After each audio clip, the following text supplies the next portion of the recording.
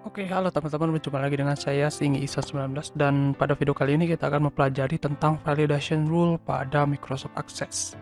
Jadi gini ya, validation rule ini adalah peraturan yang digunakan pada tipe data supaya data yang dimasukkan taat pada peraturan yang dibuat.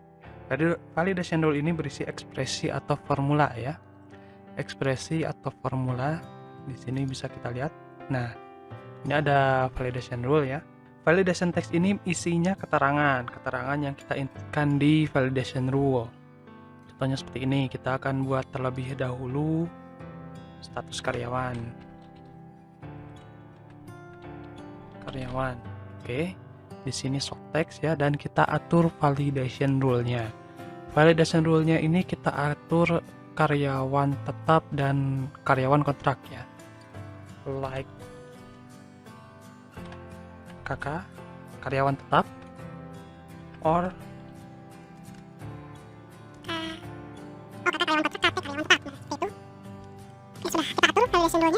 dan kita langsung cek aja ke tabel karyawan. Oke, yes. Nah, jadi ada status karyawan di sini ya. Ada field baru, status karyawan. Kalau misalkan kita atur di sini di luar dari kata kakak, contohnya KU, maka akan ada input error. One or more values are prohibited by the validation rule like KK, KK or KT. Set tabel karyawan. Nah, di sini ada error ya, karena kita harus inputkan kakak atau KT. Coba kalau misalkan kita inputkan kakak. Oke, kakak seperti ini, maka tidak ada error, atau karyawan tetap tidak ada error juga. Lalu bagaimana kita membuat keterangan ini bisa mudah dimengerti sama misal pegawai baru seperti itu? Kita atur lagi di tabel di validation rule-nya atau validation text-nya. Gunakan isi file ini dengan menggunakan kalimat kakak untuk kakak sama dengan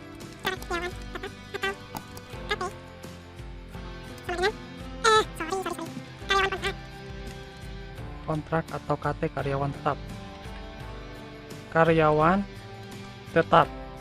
Nah, kita sudah isi ini, jadi kalau misalkan ada error nanti maka akan muncul validation text-nya ini. Oke, langsung kita coba ya. Yes. Contoh KL. Kita enter.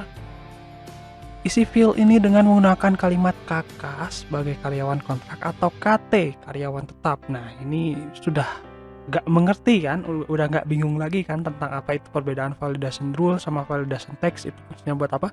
Nah, kita oke saja, kita ganti terlebih dahulu kakak karyawan kontrak. Nah, langsung kita cek lagi ke design view untuk ngecek validation rule-nya.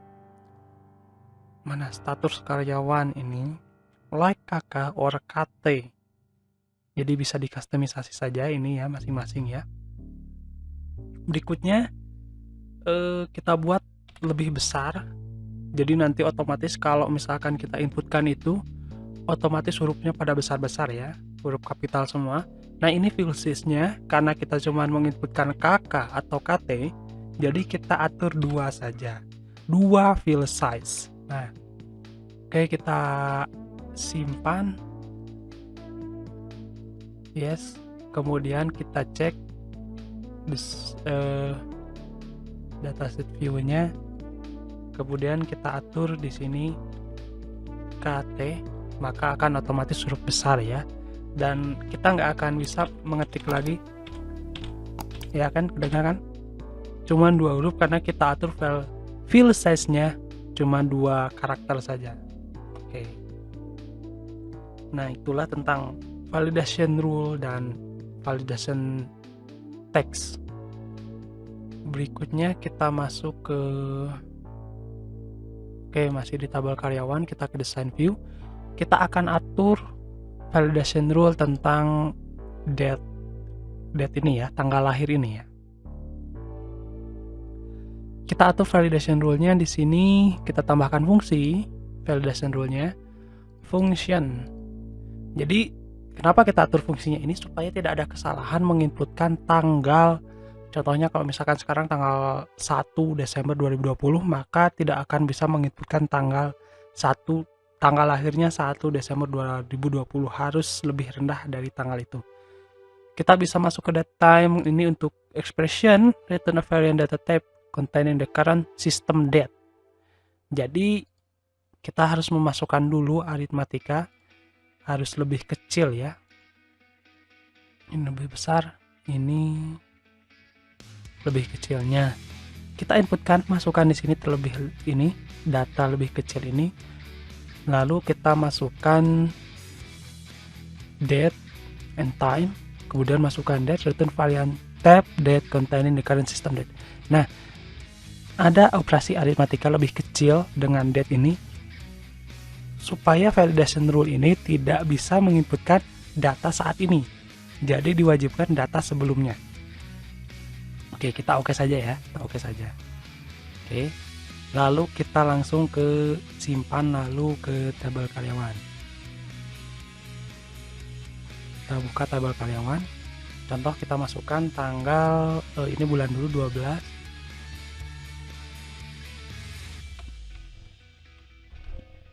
Nah, akan error ya. Karena kita menginputkan tanggal 1 bulan 12, yang dimana tanggal 1 bulan 12 ini adalah hari ini, saat ini yang ada di sistem komputer kita. Maka kita harus aturnya ke contoh kalau misalkan di bawahnya itu, maka akan bisa dimasukkan.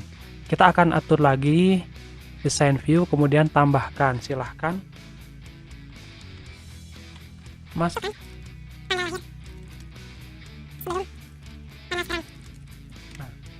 atur seperti ini, lalu kita simpan, save, kemudian kita kembali lagi ke tabel karyawan, lalu kita atur tanggalnya 12/01/2020, maka akan muncul. Silahkan masukkan tanggal lahir sebelum tanggal sekarang. Itu fungsi dari validation rule pada tanggal ya, menentukan fungsinya ya. Berikutnya kita akan menginputkan bagaimana caranya sih kalau misalkan halaman ini kosong, tapi kita harus menginputkannya. Kita masuk ke design view, lalu ke nama awal. Nama awal ini kita atur validationnya is not null. Jadi tidak boleh kosong ya. Jadi harus wajib memasukkan nama awal.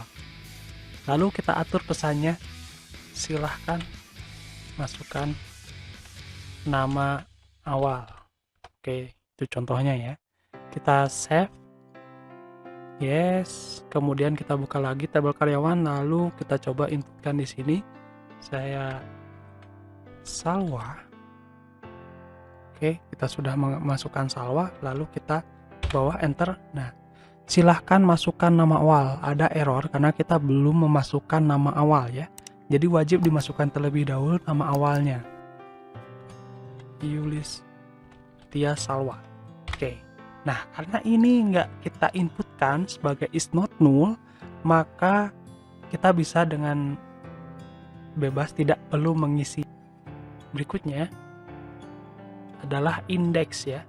Kita cek nama akhirnya index ini no, kita bisa ganti jadi yes duplicate.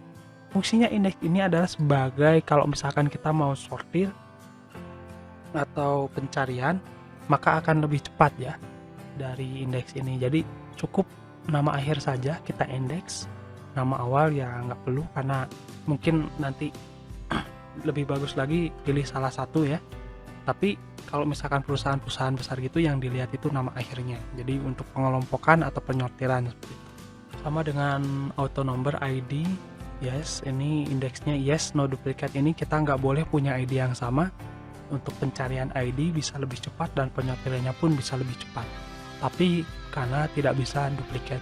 Kalau untuk nama akhir ini, untuk penyortiran, misalkan penyortiran nama akhir, kalau kita ada di perusahaan travel, tentu buat cari-cari paspor kayak gitu kan, yang dilihat kan nama akhirnya dulu baru nama awal.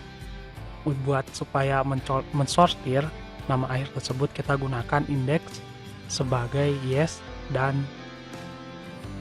yes duplicate, oke ya. Jadi karena banyak yang namanya sama, maka boleh duplikasi. Beda dengan ID tadi, perbedaannya cuma duplikasinya saja. Oke teman-teman, itulah tutorial mengenai validation rule, validation text, dan juga kita membahas juga indeks tadi sama sedikit fungsi mengenai tanggal lahir. Kalau misalkan ada yang masih bingung, tanyain aja di kolom komentar. Jangan lupa like dan subscribe supaya tidak ketinggalan video-video saya selanjutnya. Terima kasih.